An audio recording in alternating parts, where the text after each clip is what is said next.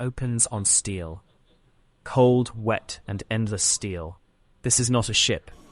This is the USS Texas, SSN-775, a Virginia-class attack submarine. And right now, she's not hunting. She's healing. $2.7 billion of American power.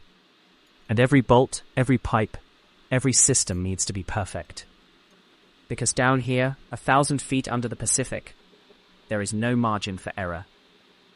Watch the crew move. See the way they touch every valve like it's fragile glass? That's because it is. In the engine room, the nuclear reactor is running. But the men here aren't watching the core. They're watching the support systems. The pumps, the heat exchangers, the condensers. If one fails, the whole ship feels it. So they inspect, they wipe, they test. Again and again. A sailor runs his hand along a pipe, feeling for vibration. Another checks a gauge, logging the reading by hand. No shortcuts. No good enough. On the USS Texas, good enough gets people killed. Listen to the sound.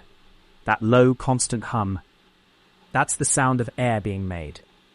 Down here, oxygen doesn't come from trees. It comes from seawater. Electrolyzers split H2O into hydrogen and oxygen, and the crew monitors it every minute. The air you're breathing right now is artificial.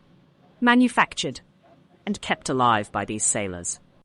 So when you see them checking filters, replacing parts, running diagnostics, understand what they're really doing.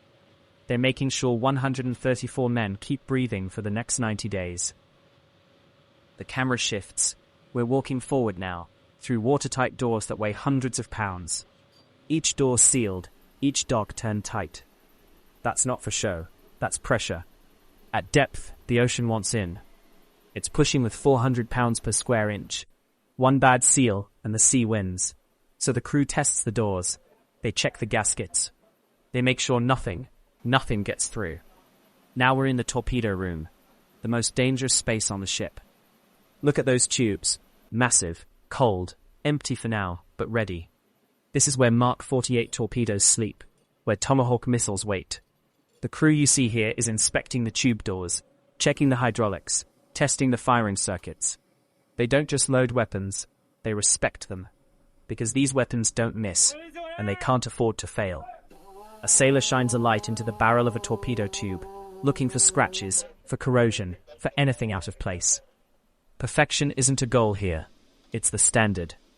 Move with me to the control room, the nerve center. Screens glow, sonar pings echo. This is where the USS Texas sees without eyes. Sonar operators wear headphones, listening to the ocean. Not music, not voices, just sound. A whale, a cargo ship, another submarine. Everything has a sound, and these men know them all. The officer of the deck stands watch, eyes scanning displays, making decisions in silence. No one shouts orders on a submarine. Whispers carry. Silence is survival. And maintenance never stops here either. While the ship is underway, while she's hunting, the crew is working.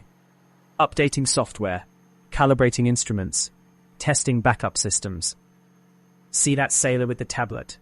He's running diagnostics on the fire control system. Another is checking the periscope hydraulics. Every system has a backup, and every backup gets tested.